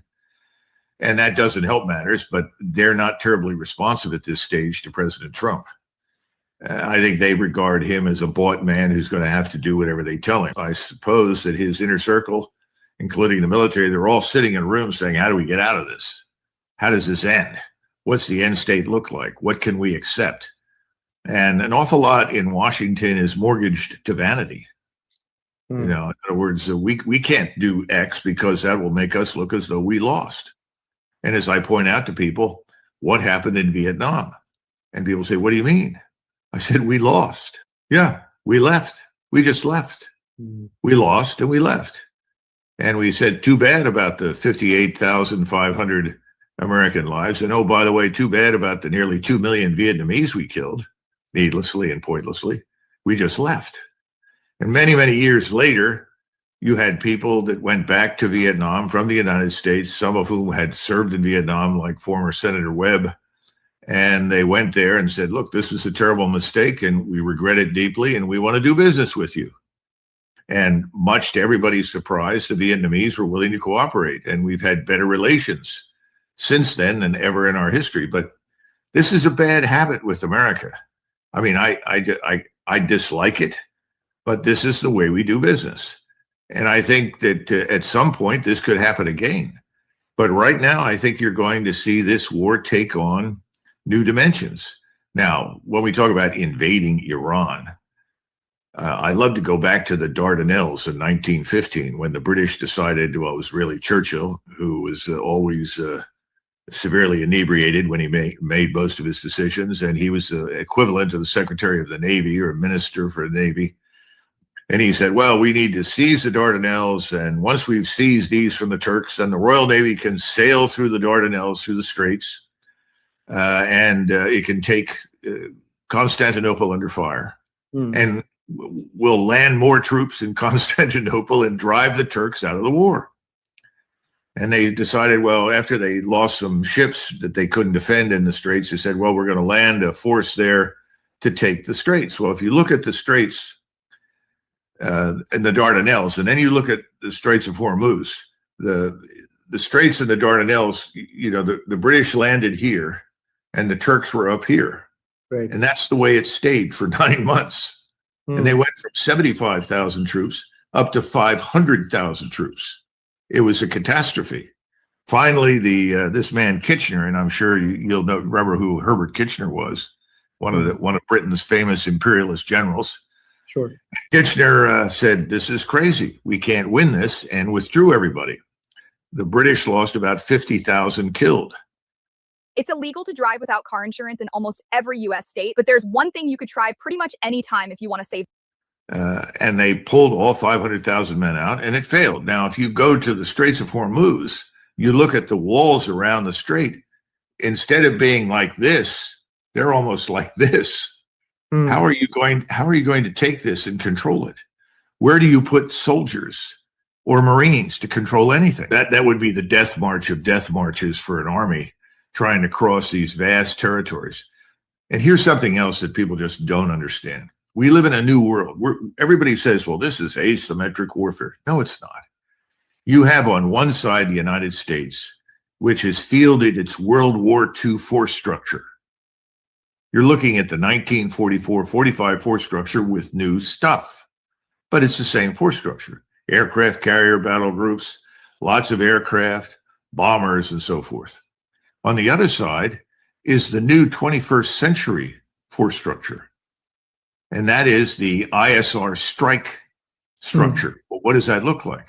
Well, this was first created as an idea by the Russians in the 1970s, and what they figured out was you have sensors in space, you have sensors at sea, you have sensors on the ground, sensors midway between space, terrestrial.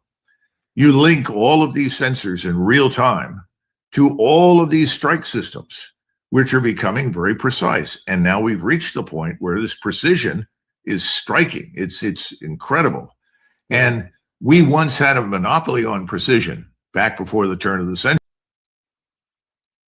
Yeah, the U.S. did have a monopoly on it, but they don't have it now. That's the thing. And so, basically, I agree with most of what he said. But like I told you all, this is the guy that was saying that they were not using asymmetric war. But from the article that I just read to you, published by Iran International, basically, or Iran Intel, that is the case. They are using asymmetric warfare. Now, with that all being said, listen. He's talking about the weapons and all of that. But remember, I told you all on yesterday, I think it was, that Iran is even using drones constructed from wood. Okay? Plywood. Okay? They're using low-cost kamikaze drones constructed from plywood and non-metallic low-tech materials. Remember how I told you they're using cheaper drones? But the U.S. is using these $3 million interceptors and whatnot, and they still are losing. Now, these plywood drones are designed to avoid radar detection. Okay, and they're cost effective and are used to swarm and overwhelm. All right, and so yeah, this is what they're doing, and they have stealth features. That's another thing. Despite their simple construction, they act as stealth devices because the materials do not reflect radar waves, making them hard to track. Okay, I want y'all to pay attention. These people have been waiting for this. But hold on, I want you to hear what this Uber driver said. Confessions of an Uber driver. Now, he was riding around this wealthy white couple, and here's what they were doing. And I want you all to pay attention. Because when he saw what they were doing, he was listening to their conversation. He asked them some questions, and it was interesting what they had to say. Okay, please pay attention, because this is exactly what I've been telling y'all. Pick my passengers up, I let them talk. And if it involves me, I'm going to jump in it. This one didn't involve me. This is that one time I'll jump right in on the conversation. And I think y'all might want to stick around and hear this motherfucker through. I picked up an elderly white couple in their mid to late 70s. Well, the fuck to do. When I say well to do, we ain't talking hundreds of thousands. I'm pretty sure in the upper millions. Trust me on this shit here. They were here in New Orleans conducting business. In other words, getting rid of businesses that they own. Finalizing that shit. On their way to California. I just dropped them off the airport. To finalize the last properties they own in this country. How do I know? They on there talking to their daughter. She's in London on her way to Canada to dispose of whatever business they got going on out there. So now Unc is a little curious. I'm curious as a motherfucker. So I just asked and listen, I don't want to get in y'all business, but is something going on? I said, I know we talking about the war and all of this, and I hear y'all flying around getting rid of stuff. The wife didn't say nothing, but she looked at her husband, he looked at her. The man told me, he said, listen, all I can tell you is this here. Just get you and your family together. I said, sir, listen, I hear this on TikTok. I hear it all the time. I said, I know prices are going high. That man said, this ain't got nothing to do with prices. Just get your families in line. If you can, try to put things together to manage at least a minimum of 6 months to take care of you and your family. So I... Did y'all hear that? He said, if you can, try to get things together in order so you can manage for your family for at least 6 months. Okay, isn't that what I've been telling y'all? Lifelines. Okay, please pay attention to stock up, but let's continue. Said, is it going to be that serious? That man told me, what's your worst nightmare? What's the worst thing you ever thought could happen to you? That's why I can't think offhand. He said, anything that you ever thought was the worst could happen to you, put that 10 times that amount. He said, listen, I don't tell you these things to scare you. And I don't want you to be afraid because there's no reason to be afraid. What's going to happen is going to happen. Now, I'm listening to this man telling me this shit. And he said, but sit your ass, just get you and your family in line. So I'm telling everybody out here, some shit is going on. Because these people here, trust and believe me, if y'all would have saw them, you know I'm not bullshitting about these. These motherfuckers is up there some fucking way. I don't know what the fuck they do. But I do know they getting rid of shit for a reason. And when that man told me a minimum of 6 months to get my shit lined up for that little time, guess what? A minimum of 2 motherfucking years. My shit is gonna be lined up. I don't give a fuck if you call me paranoid or hallucinating. I'm following motherfucking suit, and I think y'all need to do the same.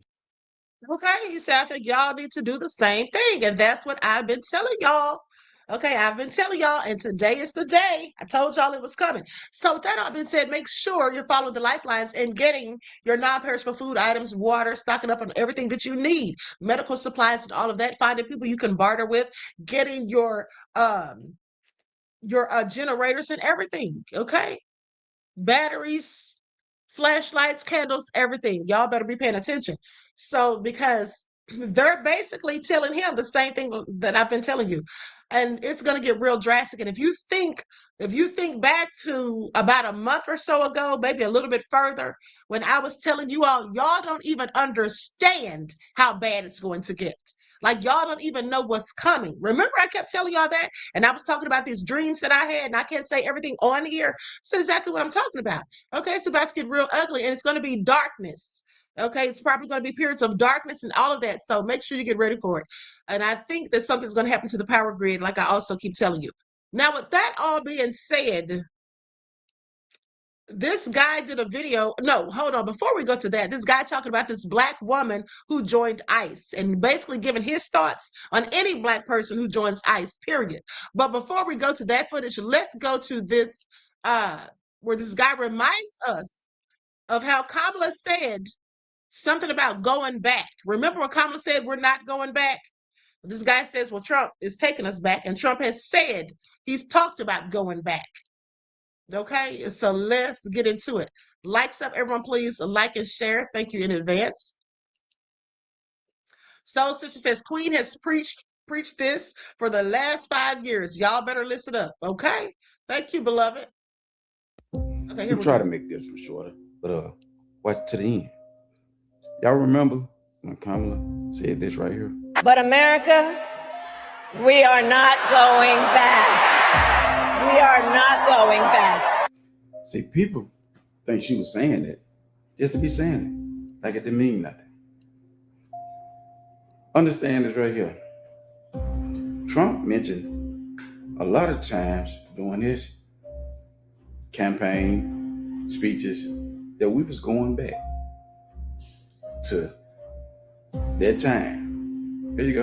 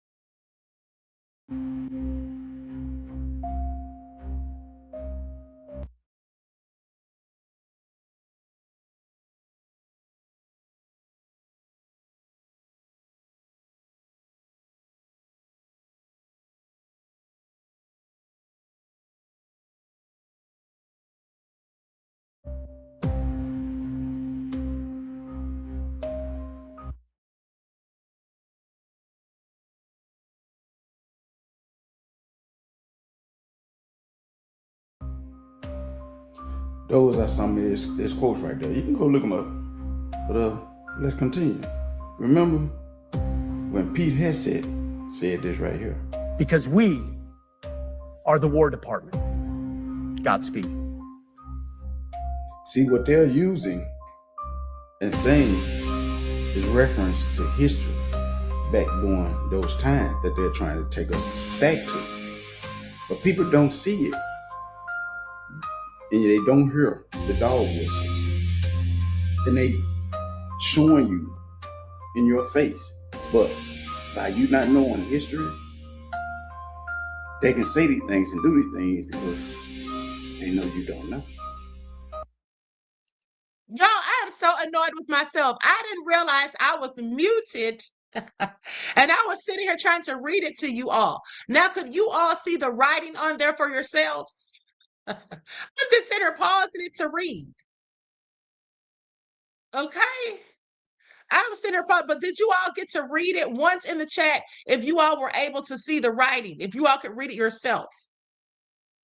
I know you can hear the video, but not me when I was trying to read it. But did you all could you all read it for yourselves? Yes or no? You all can see yourselves. Okay, because he was, okay, great. Okay, yeah, because he was referencing different times throughout history that Trump was referring to, like 1780, 1724, the 1940s and 50s, trying to take us all the way back. Okay, and let's not forget, that's all during the time of Jim Crow and all of that. Okay, let's continue. Thank you, beloveds. Here you go. Okay, this one says the United States Department of War was established August the 7th of 1789. Now, by the first Congress and signed into law by President George Washington. It was created to manage the military affairs of the nation, including the Army and Navy, replacing the earlier Board of War and Ordnance. Why you think they want to remove all the history of black soldiers and accomplishments that they did? Why you think they want to rewrite history, change the museums, and remove stuff that black people contributed to America during those times? Because they want us to take us back. So they're not saying and doing anything for no reason. Why you think that they didn't vote to Reparations, the gravest crime against humanity? tell you people, this is a new Reconstruction, a new Jim Crow. Yeah, but some of us, for some reason, we can't understand it or see it. But yeah. Oh, he said, let's continue. Hold on, so let's go back. But you know what? This man is absolutely right. Some of us don't see it. And this is why I get so frustrated, because I've been trying to tell you all how important a lot of this stuff is. But sadly, some of our people think it's a game. Okay, we have people on the battlefield, but some of us are on the playground like everything's just a joke. Just continuing on with our celebrity gossip, watching the soap operas, just willy-nilly, watching sports, being entertained, not taking things seriously, acting like everything that's going on has absolutely nothing to do with us. But you're going to remember, the ones of you who aren't paying attention, you're going to remember what I told you. Okay, that's right. Said Iran is playing chess. They absolutely are. Him saying this, what was American. But you see those dates? Always 1940s. On further back. Where were we at the time? Yeah. I'm telling you people, those dog whistles are out there. Remember, the Klan was marching in different places, and you seeing them building the locations and stuff like that. Why you don't see them? Why they not out there now? Because they got a new job. Yeah, they out there. They just disguised. They still wear the mask. Then they're getting bigger. Then they're getting more weaponry. So, yeah. So the black ones that's a part of that group, you're just temporary. Just temporary. And that Fortress America have a deeper meaning to it. And I don't want to make the video too long because I know y'all ain't gonna watch it all the way through. So I'm gonna leave it. I'm gonna stop it right here. But let me know. You want me to keep going? I keep going. Because I got plenty more.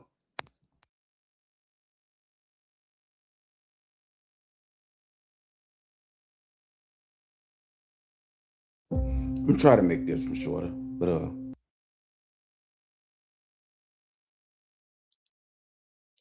Okay, that man was telling the absolute truth. And see, one thing about it is, I'm so glad that he's a person who sees it for what it is. Because some people are just not, specifically people who look like me, are not even taking it seriously as far as I'm concerned.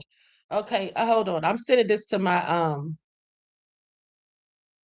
this is probably going to be the last clip that I show. I'm sending this to my email because this is a video a guy did about how Pete Hegseth, I thought it was very interesting. America's winning this war. But Hegseth, why are you begging former military soldiers to return? He's asking veterans to come back and also said something about extending the age limit to like 40, from 35 to 40. Sounds desperate to me. Okay, this doesn't sound like we're winning, but hold on, let's listen to this because this guy says the U.S. lost the war. My bird told me we will fly again. Okay, so let's get into it.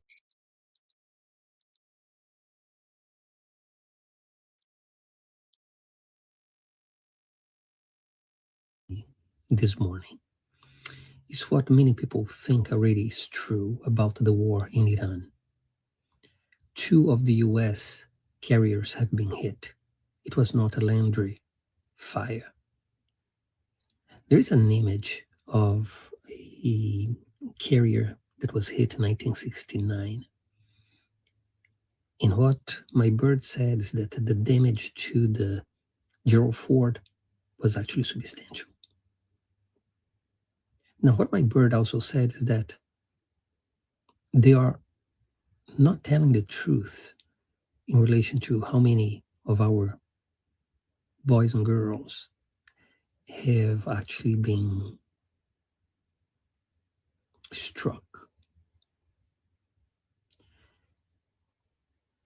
They are not telling the truth. What my bird also said is that there are no talks. The Iranians don't want to talk. They want to cause extreme damage. But what will happen is that the US will declare a victory within the next 2 weeks or so, and then exit the war, have a huge propaganda. But everybody that knows that, as I said before, for all practical purposes, the US lost this war. Now, this is in preparation for the war of Psalm 83. Because what the countries in that entire region learned is that having American bases in their countries make them a target. So what you're going to start seeing, my bird said, is that Saudi Arabia, Jordan, in other countries, we're going to say, take your boys home. We don't want you in here anymore. That will prepare that whole region to unify against Israel. That's the war of Psalm 83. And they're going to go against Israel. And we're going to be bad. We're going to be bad. There. I'm going to stop right there, beloveds. Okay, he was getting into it now. Definitely the United States lost, okay? And what's going to end up happening is, hopefully, they won't be allowed back over there in the Middle East. Okay, maybe that'll keep down confusion because as long as the U.S. is over there, there's drama, okay? Because they keep listening to BB, okay? So just get rid of that. All right, that's right. Barya, I hope I said, or Baraya, I hope I said your name. They said, this is all prophesied. Yes, it is. Yes, it is. Now let's go to this last clip because P.D. Hegseth is what this guy calls him. It says it's now asking former service members to return to service. But where's MAGA? Shouldn't they be signing up? Okay, that's what I'm talking about. MAGA. Y'all sitting around here crying and whining, okay, and raising holy hell about Drewski's skit. Okay, about Erica Kirk, but y'all need to be signing up for the military. Okay, so y'all can help fight this war that y'all think is so fair and square, and that's so right. Where is MAGA right now? Why is MAGA not signing up like crazy, showing videos of themselves? Well, look at me signing up for the armed forces. We going to war, baby. Hail Trump. Y'all say you agree with everything Trump has done. You say we needed to go to war with Iran because we needed to protect ourselves. But yet I don't see a flood of y'all going to go register for the armed forces and get enlisted.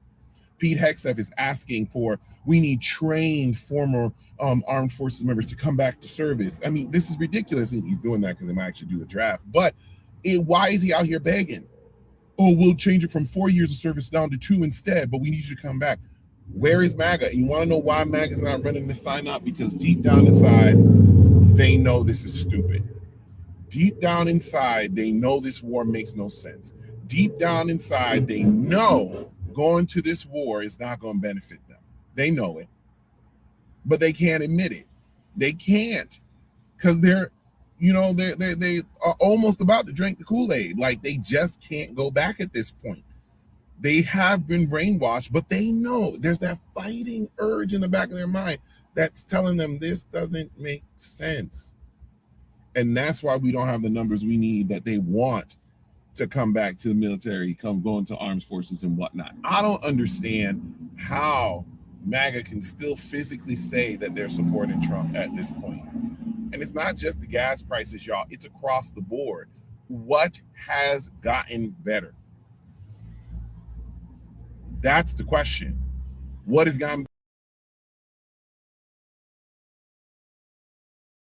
Okay, nothing's gotten better. Okay, and they know it. Like I told you all, MAGA at this point, they just don't want to admit that they've been played for fools. And that's because they actually are fools. But here's the thing. I said that was the last clip, but this one really is the last clip. I almost forgot. Listen, this is a guy actually talking to a MAGA supporter or a Trump supporter, i.e. MAGA, and then ask him, what did Trump do? Did Trump do everything he said he was going to do? And y'all have got to see this. Because MAGA, let me tell you something. If MAGA joined the military, we would definitely be doomed because they're all idiots. And that's just a fact. I don't care what anyone says. All of MAGA are nothing more than idiotic cult members with brains that have been washed of any sort of common sense or critical thinking skills. And I don't think they ever even had critical thinking skills. Okay, let's go. Wake up, gods. You want to see an NPC? Not like he did everything he said he was going to do, and he did it. So what are some of those things that he said and then he did?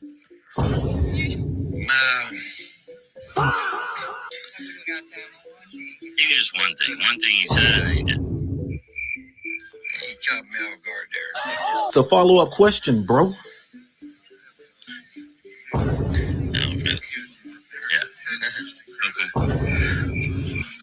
His homeboy can't even help. And these are the people that support the president? Wake up, God. Okay, complete idiots. Y'all see it? He said Trump's doing everything he said he was going to do. The guy asked him, what has he done that he said he's going to do? He couldn't think of anything. He had nothing. He couldn't think of one thing. They're going to have the nerve to say, you caught me off guard.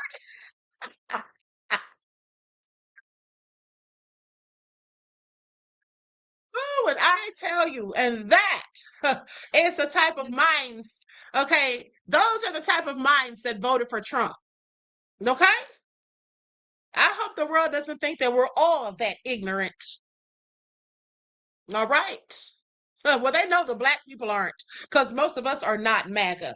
Okay, there's a few idiotic black people that are MAGA, but it's not enough of them to even, count. All right. So anyway, with that all being said, I'm going to conclude the broadcast. I hope you all enjoy the rest of this evening. Each one teach one. That's how we grow and thrive.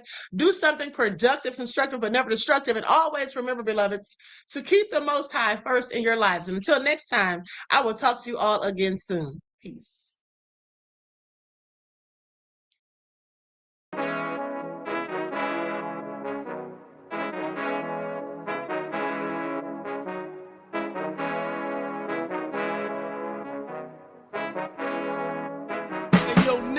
With that gold all in my skin, God all in my blood, kings all in my circle. You touch one of mine and you're done. They show no love for the queen. Why you hating on me?